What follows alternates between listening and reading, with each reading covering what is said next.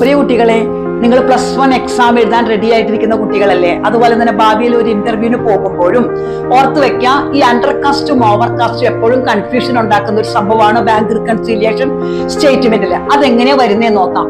അതായത് bank column on the payment side of the cash book was overcast എന്നാണ് നമുക്ക് തന്നിരിക്കുന്നതെങ്കിൽ, ഓർത്തു വെക്കുക, ക്യാഷ് ബുക്ക് ബാലൻസ് ആണ് നമുക്ക് ക്വസ്റ്റ്യനിൽ തന്നിരിക്കുന്നതെങ്കിൽ ആ ഓവർ കാസ്റ്റിന്റെ എമൗണ്ട് നമ്മൾ ക്യാഷ് ബുക്ക് ബാലൻസിലൂടെ പ്ലസ് ചെയ്യണം.